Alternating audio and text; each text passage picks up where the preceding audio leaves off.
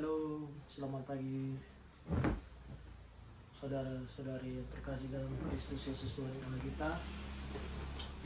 Baik, pada pagi hari yang indah ini saya ingin rindu untuk menabur, memberkati Bapak Ibu Saudaraku, menyampaikan sebuah kebenaran firman Allah, di mana yaitu Allah memiliki tubuh yang abadi. Baik Bapak Ibu Saudaraku, saya ingin menelusuri kebaikan Tuhan, bahwasanya Allah memberitahukan sesuatu hal pada saya, dan saya sangat kagum karena Allah yang besar, Allah yang maha mulia, Allah yang maha bisa, Allah yang maha luar biasa.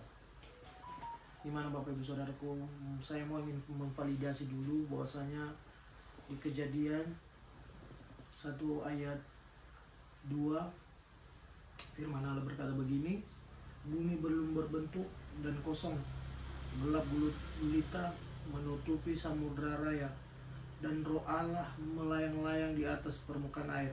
Oke, saya memvalidasi ini dulu, bahwasanya pada awalnya roh Allah melayang-layang di atas bumi. Berarti di sini dinamakan Roh Kudus. Jadi saudara-saudari harus mengetahui bahwa Roh Kudus itu ada, divalidasi di Kejadian pasal 1 ayat 2 ini. Dan berikutnya Bapak Ibu Saudaraku, berfirmanlah Allah, ayat 3-nya, jadilah terang, lalu terang itu jadi. Jadi Bapak Ibu Saudaraku, di sini kita tahu bahwasanya firman Allah, perkataan Allah itu kudus, ya, firman yang kudus. Sampai di ayat 25 bahwasanya firman Allah menunjukkan kekudusan roh Allah di sini, Roh Kudus, ya. Nah, lalu Bapak Ibu Saudaraku, saya mau ingin konfirmasi bahwasanya Allah itu mempunyai tubuh pada memang yang abadi. Dimana dikatakan di ayat 27, maka Allah menciptakan manusia itu menurut gambarnya, menurut gambar Allah diciptakannya dia laki-laki, dan perempuan diciptakannya mereka. Jadi Bapak Ibu Saudaraku, manusia Adam dan Hawa pada dasarnya adalah manusia yang punya tubuh yang rohani. Jadi sama seperti Allah, mereka mempunyai tubuh yang tidak bercacat celah. Itu di sana di Taman Eden Tuhan menciptakan itu adalah hal yang abadi. Lalu Bapak Ibu Saudaraku, disinilah dinyatakan bahwasanya Allah punya tubuh, ya. Jadi sebelum Yesus ada, Allah itu punya tubuh, namun tubuh yang abadi. Lalu dikonfirmasi di Kejadian pasal 3 Bapak Ibu Saudaraku, ya, saudara-saudaraku, mari kita baca.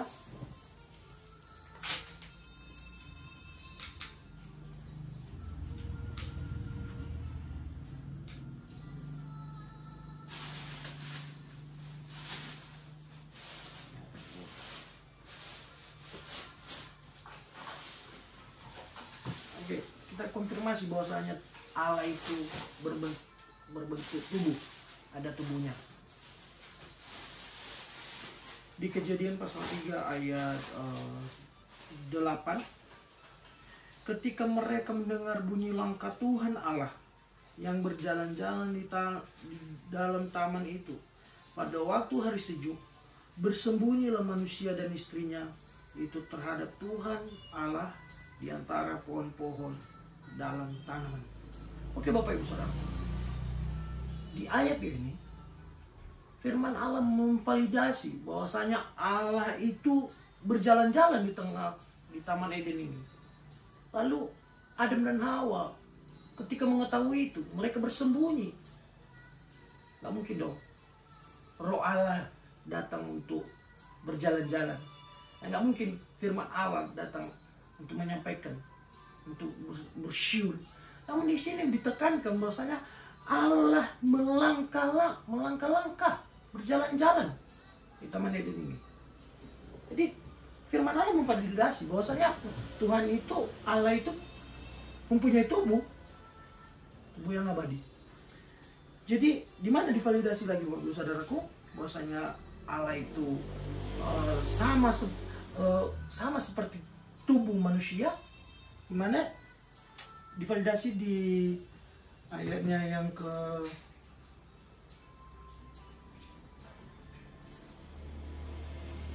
22, Kejadian pasal 3 ayat 22. Berfirmanlah Tuhan Allah, sesungguhnya manusia itu telah menjadi seperti salah satu dari kita, tahu tentang yang baik dan yang jahat. Maka sekarang jangan sampai ia mengulurkan tangannya dan mengambil pula dari buah pohon kehidupan itu, memakannya, sehingga ia hidup untuk selama-lamanya. Haleluya Bapak Ibu Saudara. Ini sangat-sangat firman ini ditekankan kepada kita bahwasanya Allah itu punya tubuh. Pertama, kita harus ketahui dulu, ketika Adam dan Hawa memakan buah ini, di situ mereka sama seperti Allah, memiliki pengetahuan baik dan jahat. Nah, makanya sampai sekarang manusia di saat ini, di zaman ini mempunyai pemikiran, pengetahuan, mempunyai mengetahui yang baik dan yang buruk. Namun satu hal yang harus kita tahu, bahwasanya Allah menekankan di sini pada diri Roh Kudus sendiri, pada dirinya sendiri, bahwasanya maka sekarang jangan sampai ia mengulurkan tangannya dan mengambil pula dari buah pohon kehidupan itu dan memakannya, sehingga ia hidup untuk selama-lamanya. Jadi Tuhan Allah kita tidak mau Adam dan Hawa mengambil buah itu kedua kalinya. Jikalau itu terjadi, maka firman Allah menyatakan di sini, maka ia, Adam dan Hawa itu dan seluruh keturunannya, maka sama seperti Allah yang abadi, tubuh yang abadi, tubuh yang tidak mati. Jadi Bapak Ibu Saudaraku, sebagai iman kekristenan, jangan malu bahwasanya Allah punya tubuh. Jangan ragu untuk menyatakan imanmu bahwasanya Allah itu pada dasarnya punya tubuh. Ya, firman Tuhan ini menyatakan. Lalu Allah itu Bapak Ibu Saudaraku, kita harus mengetahuinya bahwasanya di Kejadian pasal 3 tadi ayat 9 saya lanjutkan. Tetapi Tuhan Allah memanggil manusia itu, ya. Tuhan Allah memanggil manusia itu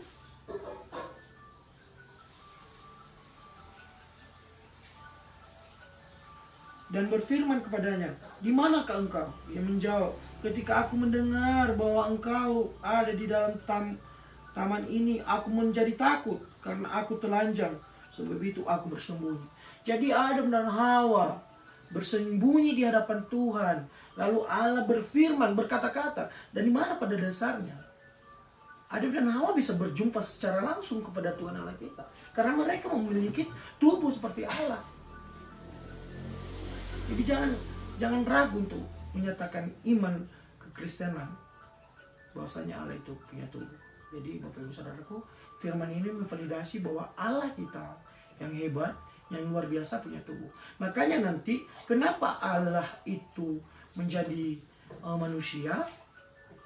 Ya, ini menjadi poin pentingnya, bahwasanya Allah ketika mengutuk manusia dan mengutuk di dalam dosa, dan dosa itu adalah maut. Allah tidak pernah mengingkar janjinya, dan Allah tidak pernah mau